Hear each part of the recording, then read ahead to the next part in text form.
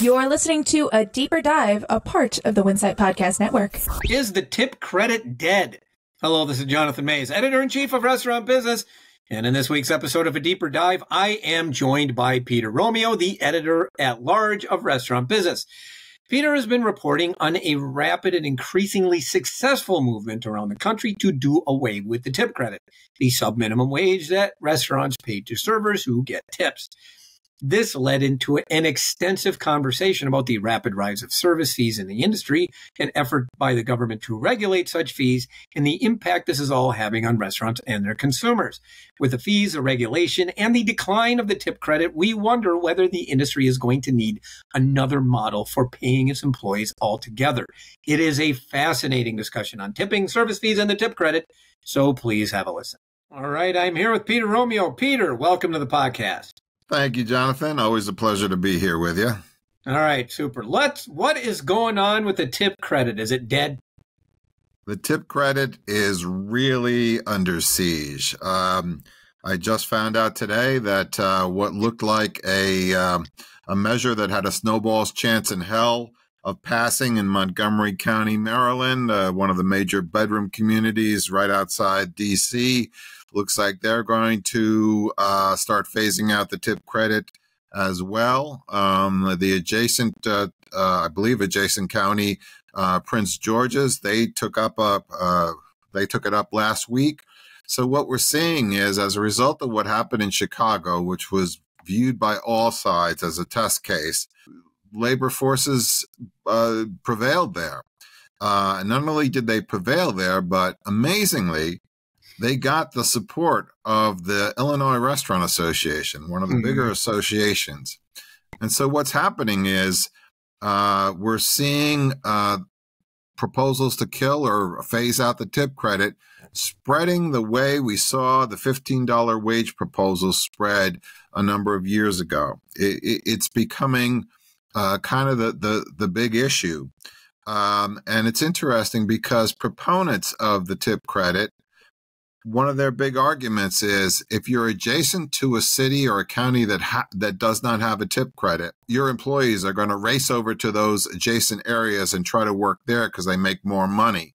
So you better kill the tip credit because otherwise you're going to lose your staff. Experience has taught us that the exact opposite happens, but that's a very effective argument. So the tip credit is really, really under siege.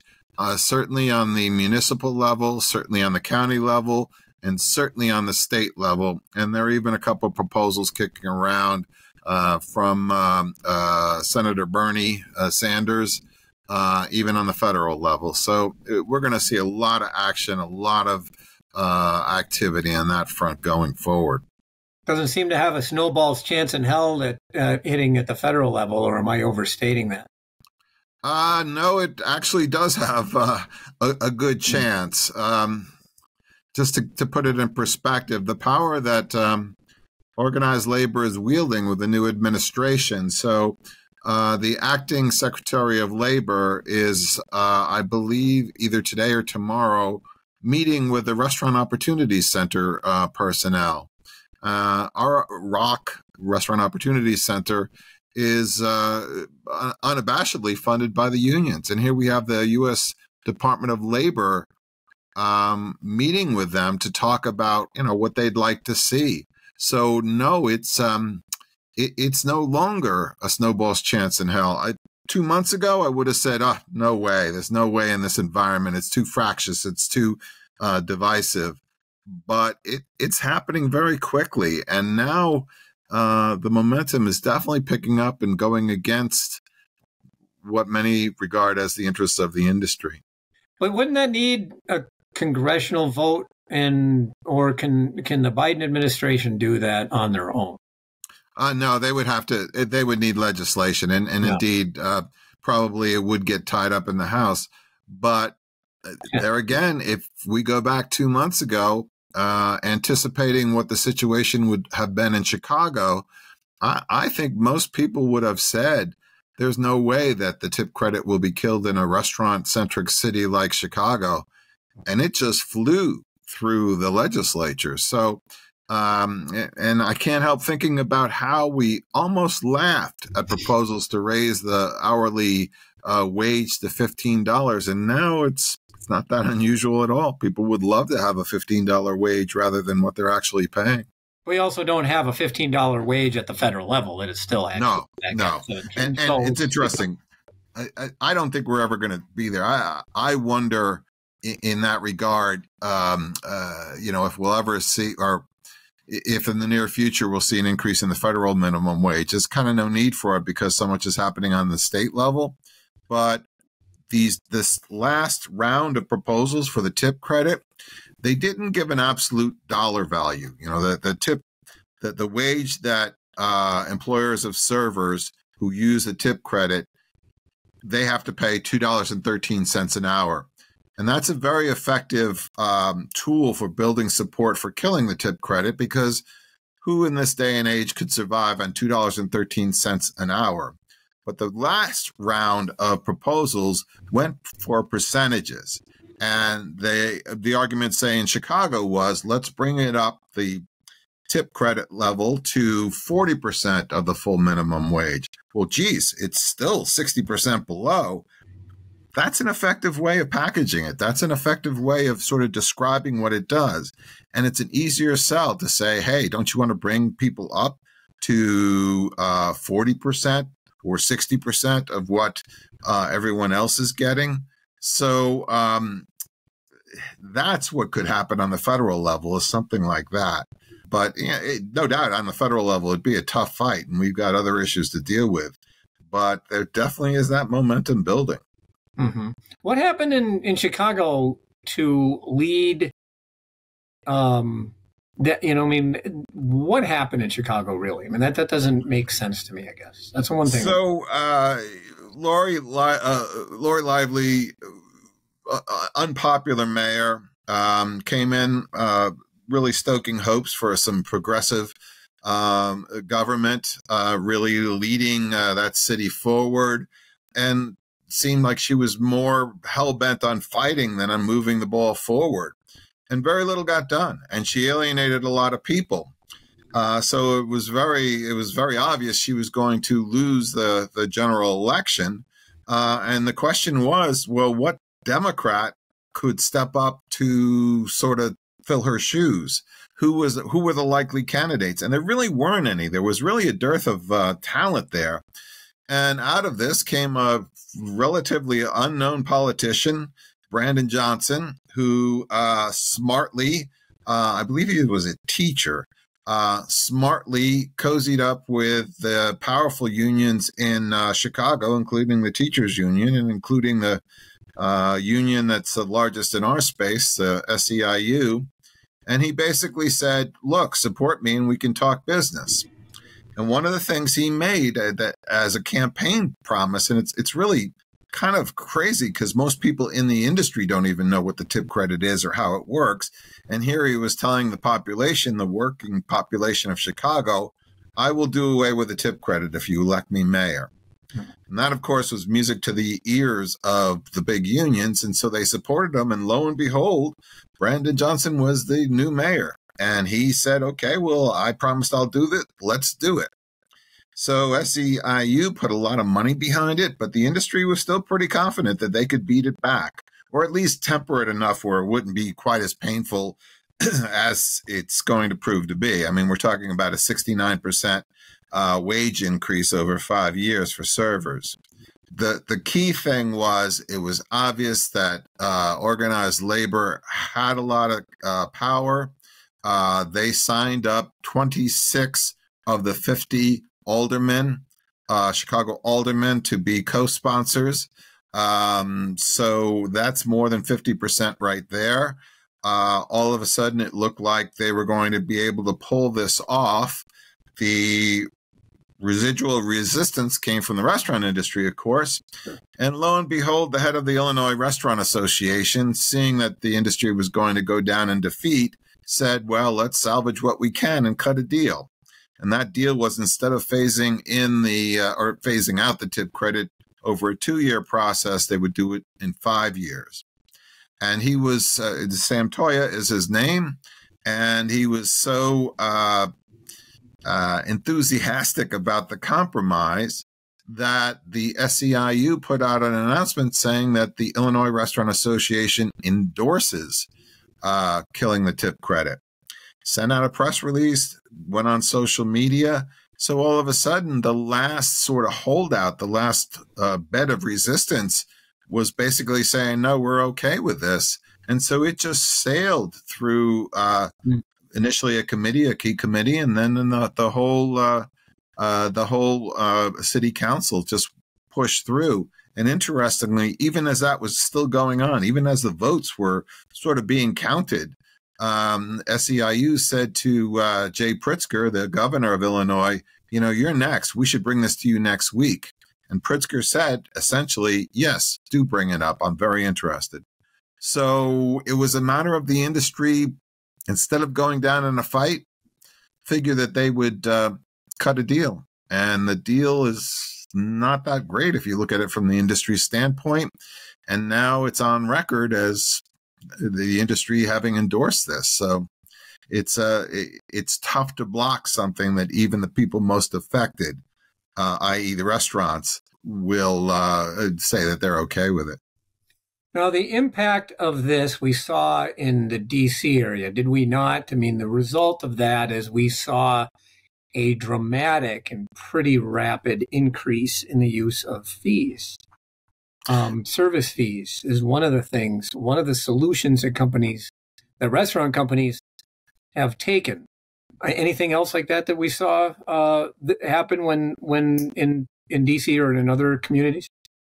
Yeah, service fees. The service fees, it was kind of two factors that came into play with the spread of service fees. First was the inflation. The thinking was, my God, even in D.C., which is a very high-ticket market, there's a lot of expense account dining there.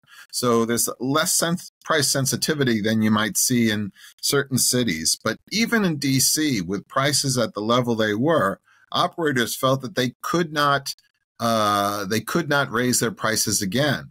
So they were looking for other ways of getting revenue, other ways of offsetting, paying their servers more, and service fees was the option that was widely embraced. The Employee Policies Institute, a pro-industry group, they estimate that 70% of restaurants, full-service restaurants in D.C., either have adopted a service fee or will. And it's proven very problematic, in large part because DC lost the tip credit as a result of a referendum in November. That referendum called for the phase out to begin the following May, which in government terms is just the blink of an eye.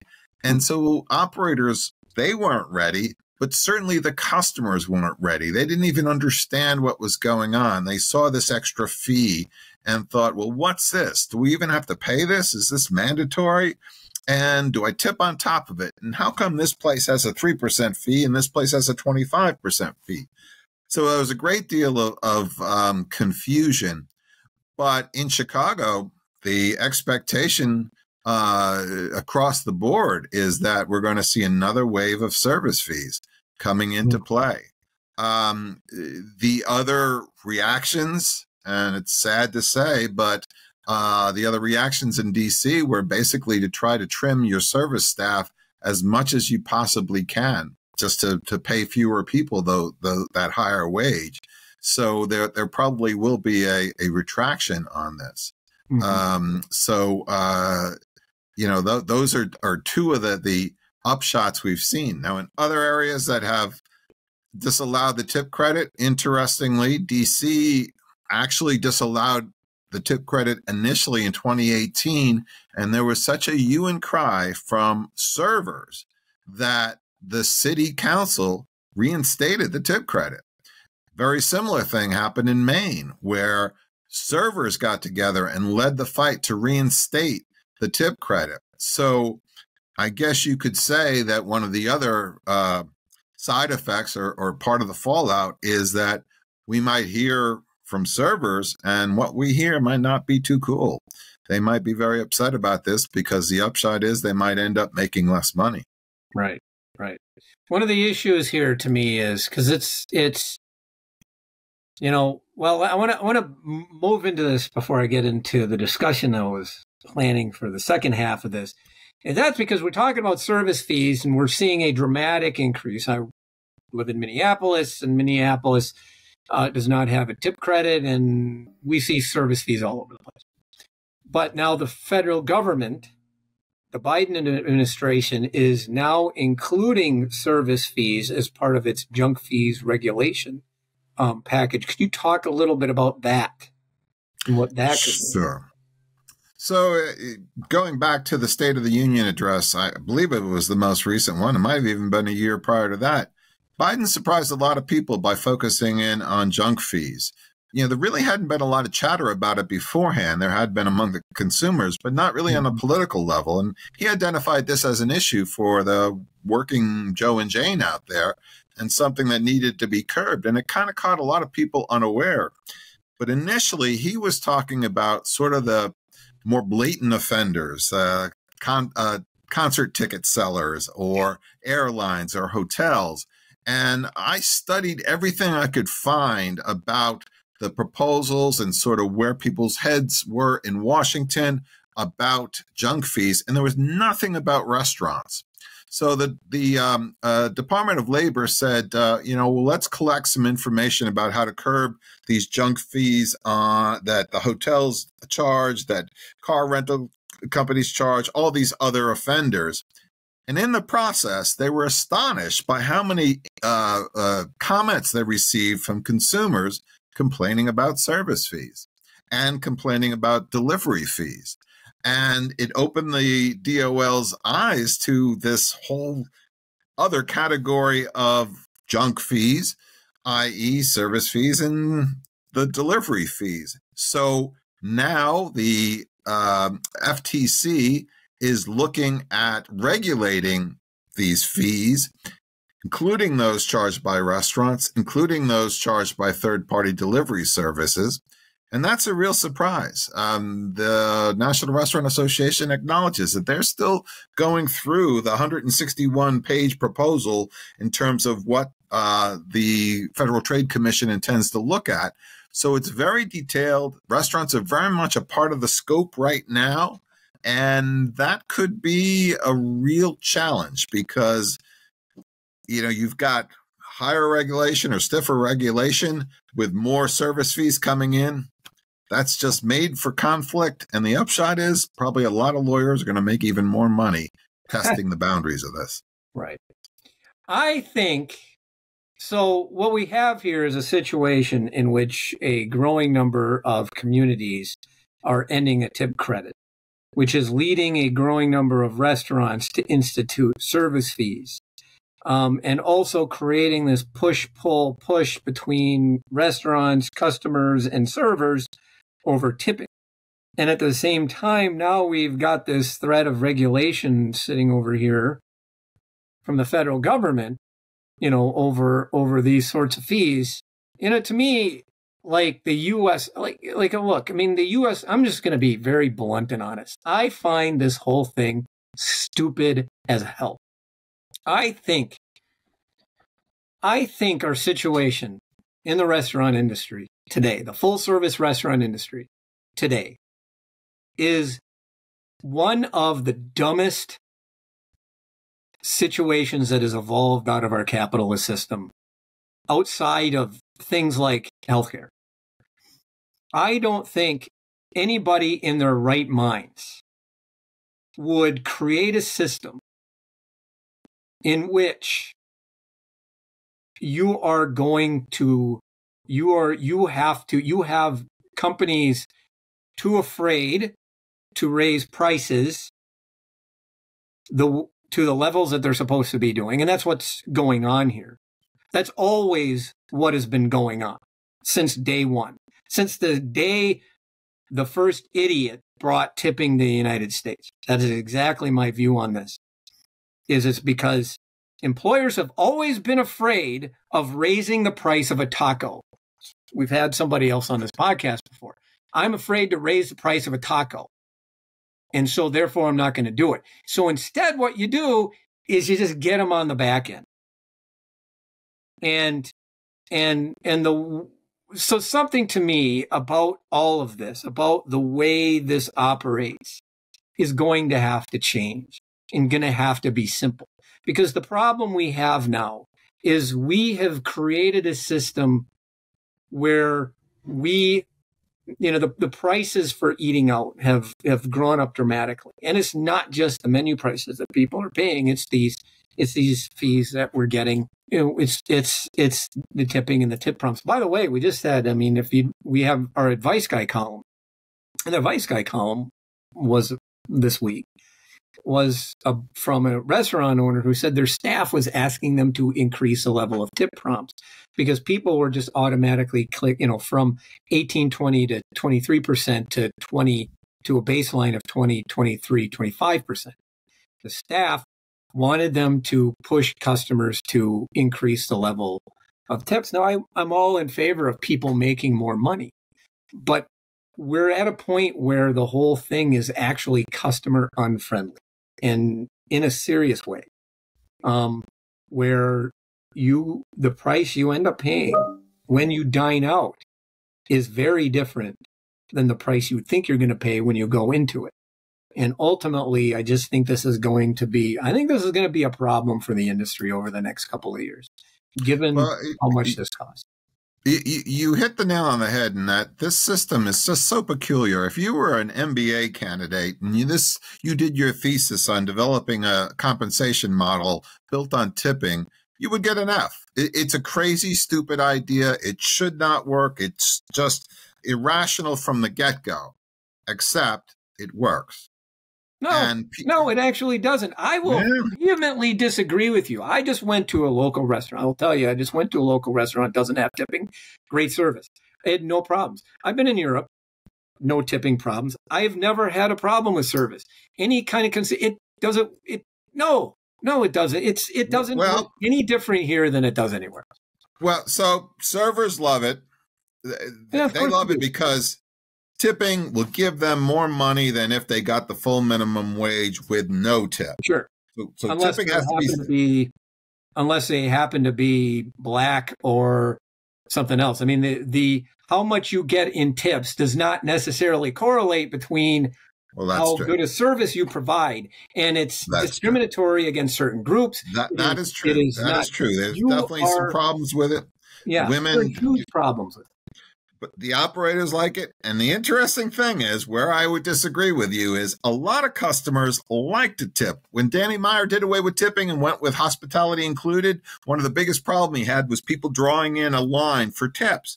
So even if it's irrational, it's what we're accustomed to. But where I agree with you is something has to change. For eons, you and I have been at this a lot more than a few weeks. And the industry has been saying, boy, we wish we had a professional service class, restaurant service class, like they do in Europe. Well, we're starting to get it. Part of that is the industry has got to pay its employees more. It's criminal what some people make. And so we're in that transition period. And this is part of that transition period of shifting to actually that being a career. It might not happen before the time we retire, but it is happening. And that is part of the reason why I think the tip credit is going to go away. And we're going to see more salaried servers and things like that.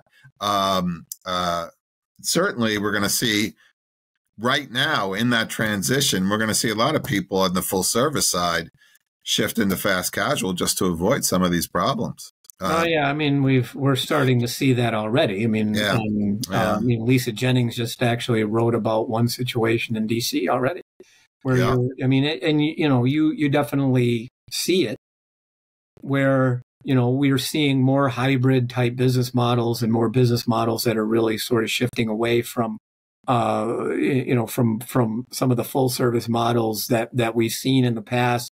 I find the whole thing to be monumentally confusing. It's causing more complications than, to me, I think it's worth. And the idea, we definitely need a professional service class. I don't think that there's any question about that at all. I gave a presentation last week to non-commercial operators about labor and what's working, what incentives seem to be turning heads in terms of recruitment. And really, all the things that I listed based on what we've been writing about were all steps toward a career. Things like educational development, things like addressing familial needs, not only educating the employee, but their spouse or another member of their family, or some type of educational assistance for their children, housing assistance. That's the new frontier. We're going to see a lot of that going forward. And it's all part of this. I'm no longer a kid looking for pocket money so I can buy beer and a car. I might be the head of the household, and I'm looking for a way to sustain my family. And so the industry is getting what it wanted, but it's going to have to pay. I mean, really, when you look at fast food prices, even given the last 2 years, they are still a bargain. And you go back to when I was a kid, when I remember going to Wetson's, where it was 15 cents for a burger and a quarter for a double, where for 50 cents you could get a meal. It's astronomical. It's almost like it's defying physics to do that. So the industry, we have a long way to go for sure. Yeah, 15 cents, you're old, Peter. Well, it was wonderful. And I mean, this was at a time when a McDonald's burger might have been 45 cents, but at Wetson's, a local chain, you could get a double burger for 25 cents. Fries were 10 cents and a drink was 30 cents. And so you could go there as much as you wanted. So, yeah. And not that long ago, despite what you might think. All right. For the record, I tip really well, just for the record. Oh, wait. That's well, it was interesting. In Chicago, some of the opposition was raised by folks who had worked in restaurants and bemoan the fact that a lot of consumers don't know how to tip. You know, they tend to round it off to the nearest whole dollar. So $18 meal, you leave 20. That's substandard. That should be maybe a $23 tip. Right. So that's part of it. But that there again, that reinforces the old system. And we got to get away from that old system. We got to invent a new model. We do. Right. We're going to rely on the average person who doesn't know how to drive a stick to try to do that kind of complicated math. And then we're going to add on top of that, well, this additional complication of, all right, we're charging a service fee. I mean, it becomes, you have to get out a calculator. Fortunately, everybody's carrying one these days. So you got to get out a calculator to figure this sort of stuff out and do complicated math. You practically need algebra to understand whether to, how much to tip, whether to tip, what to tip about, that sort of thing. It's just getting too complicated. My rule is always don't make it complicated. The more complicated you make it, the tougher you make it on your customers and your staff. And so if you're making it that hard, I mean, we're relying on people who,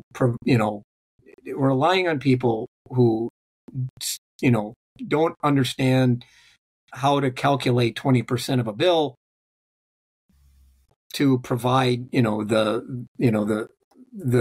pay for your average server.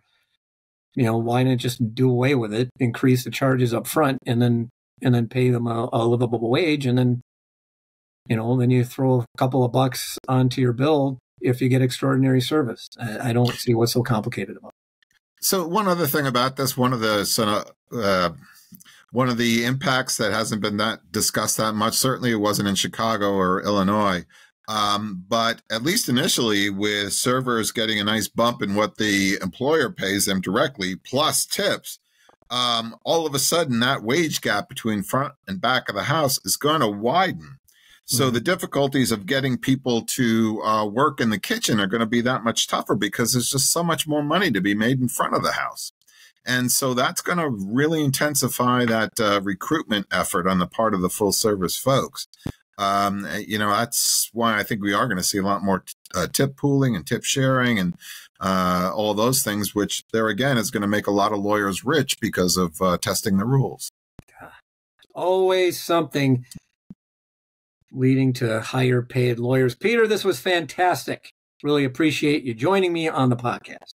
Well, my pleasure. And I guarantee you, Jonathan, I will bet you tickets to a Yankee game that we will see the dissolution of the tip credit as one of the big trends of 2024, unfortunately. I don't want to go to a Yankees game.